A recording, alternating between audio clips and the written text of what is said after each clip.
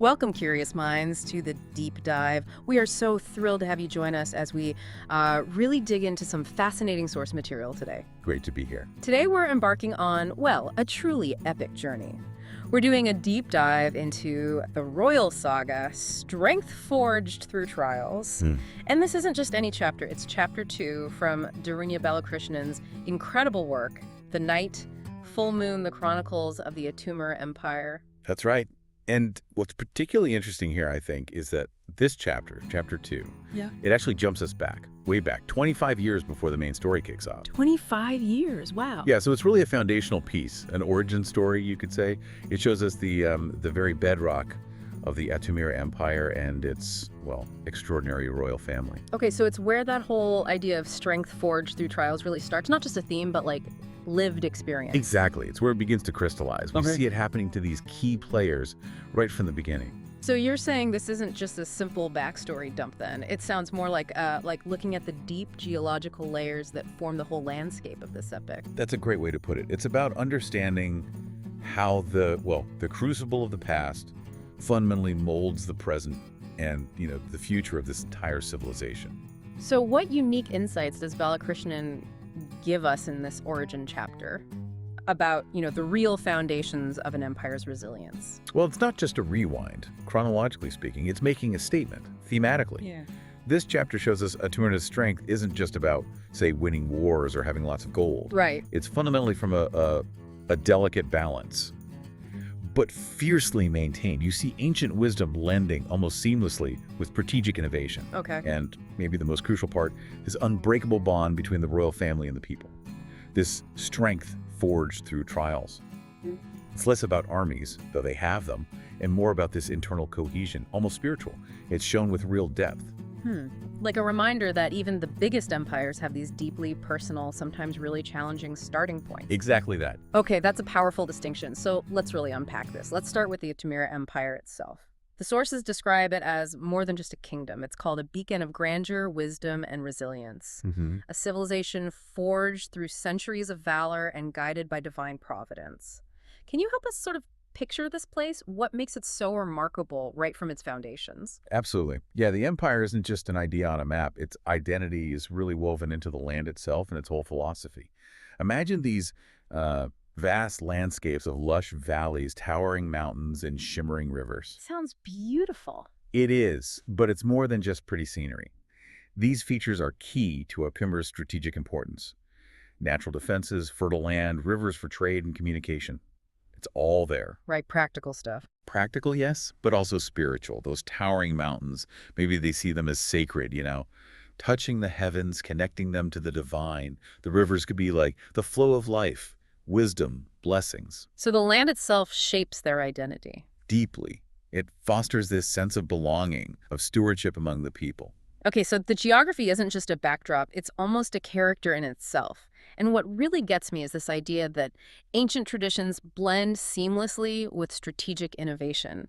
It's such as a really dynamic society, not just stuck in the past, but like actively evolving. How does that fusion work? Why is it so important for strength? Yeah, that fusion is key. It's what lets Atumara be powerful and keep its rich culture. They respect their heritage, the wisdom of ancestors, but they also embrace progress, new ideas. This sounds like a tricky balance to maintain. It is, and often is where old empires stumble, right? Right. They get too rigid, or they throw out the baby with the bathwater, discarding their roots too fast. The text hints at this subtly. Maybe their buildings mix ancient stones with new designs, or old battle tactics get updated with new tech. Ah, I see. So it's constant learning. Exactly. Learning from the past to build a stronger future. It stops them from stagnating, lets them face new challenges with both old wisdom and, cutting-edge thinking. That dynamic balance really sounds like a core secret to their power. And speaking of foundations, God Atum seems central. The sources mention God Atum, the celestial guardian, whose power permeates every facet of life, from governance to rituals, from justice to art. That's huge, way more than just Sunday service. Oh, absolutely. God Adam isn't just a deity in a temple somewhere. It's woven into the very spiritual and moral fabric of their society. Think of it less like a personified god, maybe more like an omnipresent energy, like the spirit of the land or the cosmic order itself. It's what guides everything. Every decision, every tradition, every piece of art, it's the anchor, provides the moral framework, keeps their core values intact even as they innovate. Faith isn't just belief, it's how they live, day to day. And this shows up in their cities. Are they just fortresses or... No, much more. They're described as bustling with vibrant marketplaces, scholarly enclaves, and grand temples. It paints a picture of a society that values trade, yes, but also learning, art, and deep spiritual life. So a mix. A rich mix. Imagine the noise of a market, goods from everywhere, artisans selling their work, all near these grand temples. The scholarly places, centers of learning, preserving old knowledge, making new discoveries, all within this divine understanding. It sounds like everyone has a place. Exactly. Reflects the diverse talents and ambitions of its citizens. From farmers to scholars, everyone fits into this grand design. And ultimately, the empire is described as a sanctuary of peace and a bastion of power, its borders fortified against the shadows that lurk beyond. Ah, shadows that lurk beyond. That sounds ominous. Sets up some tension. Definitely. It implies they know there are threats out there, challenges coming, that internal strength we've been talking about. That's what prepares them for whatever's outside. Right. Okay, so if God Adam is the guardian, and unity and this balanced innovation are their strengths, who embodies all that? The sources point to King Iberikon, the paragon of Altamira. That's quite a title. It really is. And he's presented as exactly that, a leader of unparalleled presence and charisma, someone whose very essence embodied the ideals of strength, wisdom, and vision. So not just a king, but the living symbol of the empire's ideals. Precisely. It's more than just being imposing. It's this innate quality of leadership, this aura that commands respect, loyalty. He wasn't just wearing the crown. He was Atumaro, in a way. His presence meant stability, foresight, resolve. And his aura. The sources say it inspired unwavering loyalty, struck awe into the hearts of those who opposed him. Sounds pretty formidable. What Yeah. specifically made him so good at ruling, though? How did he lead? Well, it was his versatility. He was a skilled warrior and a strategic thinker, which means Iberikon was as adept on the battlefield as he was in the royal court. That dual skill seems vital. Absolutely crucial, especially in a world with those shadows lurking. He could lead armies brilliantly, win battles with smart tactics, but he could also handle the tricky stuff. Diplomacy, governing, keeping balance in the court. Just as skilled there. And his reign wasn't just about power. No, it was defined by virtue, a profound sense of justice, always pushing for prosperity for his people, and this deep connection to the spiritual traditions. He wasn't just strong, he was principled. Can you give an example, like the justice part? Yeah, like his justice was known to be swift, fair, even the lowest person felt protected. Prosperity wasn't just for him. It meant good trade routes, good harvests, innovation that helped everyone, and that spiritual connection. Big decisions weren't just political. They had to align with God Adam's will. That really cemented the empire's unity. That paints a picture of a really impressive ruler. Just powerful. But then there's this other side. The sources say, despite this formidable reputation, King Iberikon was also a man of deep emotional capacity, known for his unwavering devotion to his family. That adds a whole other layer, doesn't it? Makes him more human. It absolutely does, and it's a crucial balance, one you don't always see in stories about great leaders. He managed to balance the weight of his crown with the tenderness of a loving husband and the respect of a dutiful son. So his home life reflected his values. Exactly. His household wasn't just a palace. It mirrored those core values: unity, harmony, and strength. It tells us the empire's strength wasn't just in armies or institutions, but started right there in the family. For Iberikon, those personal bonds weren't a liability. They were a source of his public strength. That raises a really interesting point about leadership in general, actually. How much personal integrity, family life, influences public rule. For him, it seems totally intertwined. Deeply empathetic, yes. And central to that personal side, and apparently to shaping Iberikon himself, is his mother, Queen Mother Cassiphora. She had a pivotal role in shaping his character and destiny. Sounds like the power behind the throne, almost. That's a great way to see it. Her influence wasn't just motherly, it was strategic. She's described with this regal demeanor, profound spiritual connection, and boundless wisdom. She's the moral compass that anchored his decisions and inspired his legacy. So, more than just advice. Oh, yeah. It implies her counsel was almost like spiritual guidance, oracle-like maybe, grounding his choices, especially when things got morally tricky or strategically complex. She embodies that ancient wisdom, that spiritual lineage. It perfectly balances Ibericon's warrior side, his political skill. It suggests that Aitamera's strength comes from this continuity, too, passed down through the matriarchs. Exactly. A deep-rooted stability that goes beyond any single king. Her presence really highlights legacy, parental guidance, Yeah. even for the most powerful leaders. Okay, so Ibericana has this powerful, wise mother. He's a devoted family man. And this brings us to his two queens, Lucerina and Cantabria. Each brought distinct qualities to his court.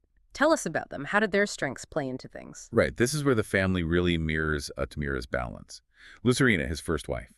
She's the paragon of grace and wisdom, known as the Queen of Hearts, loved for her nurturing nature and steadfast dedication to the people and the royal family. So she represented the compassionate side of royalty. Precisely. The connection to the people on that personal level, understanding their worries, offering comfort.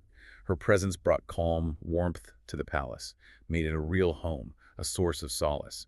She embodies those gentler but vital parts of rule: mercy, kindness, support.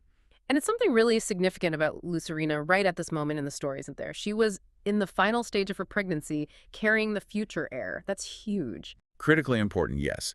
It's not just a personal thing for the family, it's massive for the entire empire. This heir represents continuity, hope, the future, stability, peace, the continued blessing of God Adam. So the whole kingdom is holding its breath. Absolutely. Celebrations are planned. It underscores the deep investment people have in this family, this lineage, and it really raises the stakes for what happens next. And then the contrast, Cantabria, his second wife, she sounds completely different. Another side of Atamira's strength. Totally. A striking counterpoint. Cantabria is described with striking beauty and unmatched valor. She's got an adventurous spirit and quick wit, but she's also revered as a great warrior who stood shoulder to shoulder with the kingdom's finest. A warrior queen, seriously. Seriously, not just presiding over tea parties, she's out there. Her mastery of the sword and her strategic brilliance on the battlefield earned her the respect of soldiers and citizens alike. Imagine that. A queen leading charges, planning strategy with generals. Wow, that's respect earned through action. Exactly. Her bold energy, her fearlessness. It brought this vitality, this excitement to the household. Complemented Lucerina's calm perfectly. Her battlefield exploits weren't just stories. They made people feel proud, secure. She was a protector. So Lucerina the heart, Cantabria the sword. You got it. Two powerful women, both crucial, representing that duality.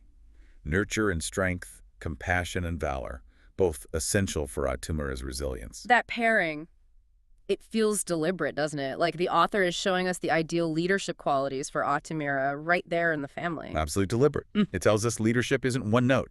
You need the soft power empathy, unity, like Lucerina. And you need the hard power martial skills, strategy, protection, Well, like Cantabria. And their dynamic, respecting each other's strengths, mirrors the empire's balance. Perfectly. Tradition and innovation, compassion and valor. It suggests strength forged through trials, means being tough against outside threats, but also nurturing the inside, the people's well-being. They're two halves of the whole. Okay, and this sets up a pivotal moment where these qualities get tested. Lucerina's journey to the Temple of God, Adam. The empire's buzzing about the heir, right? Seeing it as this huge symbol of legacy, continuity, a unified future. Exactly. Celebrations were already ballooning, banners, festivals planned, prayers everywhere. It wasn't just joy. It showed how deeply people cared about the royal family. This birth was seen as a divine blessing, proof of God Adam's favor, a promise of peace. That context makes Lucerina's actions even more significant. And Lucerina herself, her motivation is so personal. Her heart overflowed with love and devotion for Ibericon, who's off fighting a terrible evil. It's tied to the empire's fate, her role. Her connection to the people fuels her determination. That internal drive is key. Her desire to visit the Temple of God Adam across Arcalion's Arch at the Celestine Crossway wasn't just a whim, it was deep faith, deep duty. She felt this unshakable need to pray for her husband's safety, for victory. So it was her way of fighting alongside him, spiritually. Yes, an act of profound solidarity, lending her strength, her faith, when she couldn't be there physically. It shows her strength, too, forged through devotion. But this noble plan immediately runs into trouble, or at least concern, from Queen Mother Cassiphora. She admired Lucerina's faith, but her heart brimmed with concern. And she spoke up, right? "My dear Lucerina, this may not be the safest time. You are so very close." It sounds like that tender but firm protective love. But there's more underneath, isn't there? A deeper, almost prophetic worry. Yeah, the text mentions her unspoken fears, the immense responsibility she carried, because Ibericon told her, "Protect them, mother, they are my heart." That adds so much weight. It absolutely does. It layers her words with anxiety. Her concern isn't just about the discomfort of travel for Lucerina. It subtly foreshadows danger. Hints at some threat Cassiphora senses, even if she can't name it. With her wisdom, her spiritual connection, she feels something's wrong It sets up this tension immediately. Duty versus protection, faith versus foresight. and raises that question, when does duty or faith override practical safety? Especially when the future of the kingdom is literally being carried. Right. So Cassiphora is trying to protect her, but Lucerina is determined. Her response is described so vividly, voice steady yet tinged with emotion. Tears shimmered, but spoken with grace. And she says, "My heart calls me. I feel an unshakable need to offer prayers. It is my way of standing with him." Wow. That really shows Lucerina's character. Serene, but iron-willed. Despite the warnings, the concern, her conviction is total. It's a spiritual necessity for her. Solidarity. She sees it not as a risk, but as essential. Her contribution to the war effort weaving her strength with Ibericons. But even with her determination, that unshakable sense of unease lingered with Cassiphora. That feels important. It's critical, the author's signaling. Lucerina's devotion is noble, yes, but it might have consequences, maybe unknowingly inviting the very trials that will test them all. It ramps up the tension between her personal conviction and the potential danger to the Empire's future, sets the stage for the real test. Okay, so despite the unease, the procession starts. Sounds quite grand. Lucerina in a resplendent palanquin, rich silks, loyal servants, guards, very imperial. Yes, there's this air of solemn grace, reverence mixed with royalty, and the scenery they pass through is beautiful at first, deceptively so. Verdant landscapes, towering trees, delicate wildflowers, scent of blooming jasmine, melodic chirping of birds, sounds idyllic. A moment of peace. Almost. But as you said, it's deceptive. Despite the tranquil surroundings, an undercurrent of unease tugged at the hearts of those accompanying the queen. That, plus Cassiphora's worry. It really sets a dark tone, like nature itself is warning them. It absolutely does. That contrast, outward calm, inner dread, is very effective. And while Lucerina travels, Cassiphora is having her own moment. She goes to the grand graveyard to her late husband, Emperor Archelion's resting place. That shows the weight she carries, connecting with the past. Her trembling hands brushing against the cold stone as tears stream down her face, and her prayer, Archelion, our son marches to war with your legacy as his shield. He carries the promises made to me. It's heavy. She's seeking guidance, strength from her ancestors. Both women seeking divine help in different ways. Exactly. The imagery, too. A hawk soared above, its cry echoing as though carrying her words to the heavens. It links her personal grief to the divine, just like Lucerina's quest. It shows even the powerful rely on faith, on history, and it underlines the weight of legacy, the promises the current generation carries. So Lucerina's procession moves on, unaware of Cassiphora's prayers, and they approach Archelion's arch, described as a marvel, a symbol of resilience and unity. Sounds impressive. It is. Imagine this huge stone bridge spanning a chasm, ancient, strong, a symbol of overcoming barriers uniting the land. But this is where the omens get really clear. The environment shifts. How so? The river below, normally calm, probably, but now it's surged with newfound ferocity as waters swollen by unrelenting rains, roaring like a warning from the gods themselves. Wow. So this symbol of unity turns violent, unpredictable. Exactly. It's a massive warning sign from nature, echoing Cassiphora's fears. Something is wrong. The calm is gone. And then the crucial detail. Unbeknownst to her and her entourage, shadows move beneath the river's surface, a silent harbinger of unseen danger. That confirms it, right? It's not just weather. Something is down there. Paramount detail, yes. It confirms the dread isn't just feelings or symbolism, it's real physical danger. And it raises that tragic question. Why doesn't Lucerina know? Despite the signs, Cassiphora's warnings, is it fate? Some hidden force? It creates this chilling, dramatic irony. We know something she doesn't. The author uses it perfectly to crank up the tension. That silent harbinger tells us the forces challenging Aptamira are closing in, ready to strike. Okay. But despite all that, the roaring river, the shadows, they reach the temple of God Adam at the Celestine Crossway. Must have looked like a safe haven after that journey. Golden spires, intricate carving. Absolutely. A temporary sanctuary. The description is vivid. Gleaming temple, spires reaching up, carvings showing heroism, blessings, the bond with God, Adam. Inside, priests welcome them. There's this immediate atmosphere of divine tranquility, lamps flickering, illuminating sacred symbols. It's a space meant for solace, faith. And Lucerina offers her prayers there. God aid and bless my husband, shield him from the evil, watch over our people. May this child inherit courage, wisdom, grace. Protect them, for they are the hope of Atamir's future. It's so selfless, praying for everyone else. It really highlights her character, doesn't it? Her focus is entirely outward husband, child, people, even in her vulnerable state. She's praying for strength, virtue, protection for the future. Not an easy path for herself. And the text says she felt fortified by the sacred connection, embraced by divine reassurance. That moment of inner peace feels powerful. It is. It suggests that even if trials come, that internal strength, rooted in faith, can be like a shield. It's a key beat, establishing spiritual resilience as part of Atamira's strength. Strength forged through trials isn't just about surviving fights, but having that inner resolve to face things with grace, hope, even with danger literally lurking just outside. So pulling it all together, we've seen these hints of danger build up. Cassiophoria's unease, the river, the shadows. The narrative is almost shouting warnings that the characters feel, but maybe don't fully grasp. Precisely. That's the groundwork for strength forged through trials. Yeah. These aren't just plot points. They build tension, create themes, give the story that sense of impending challenge. They're the first cracks that force the family of the Empire to find deeper strengths. It tells us resilience isn't just one battle, it's enduring escalating challenges, sometimes kicked off by acts of devotion. Right. So Lucerina's unwavering devotion, her courage. Despite the warnings, it sets events in motion that mark the whole saga. It's a masterful setup for what comes next, hinting at the tests her faith has unknowingly triggered. Absolutely. The power of one person's choices, even with pure intentions, rippling out. It's profound here. And this chapter, it doesn't just explain the past, right? It directly connects to the present-day story in The Night, Full Moon. Directly. The sacrifices, the warnings ignored, the blessings sought here. They shape everything that follows, shape the Empire's destiny for generations. It shows how even good acts can inadvertently trigger the trials that forge character, forge an empire.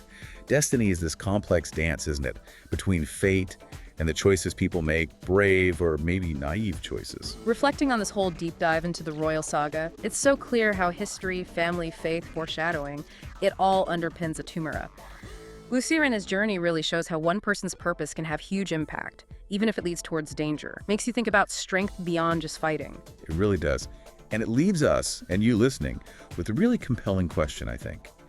How can an individual's deep personal sense of purpose, maybe just one act of faith, even if it looks risky or ill-advised, how can that unpredictably shape the destiny of a whole kingdom for generations?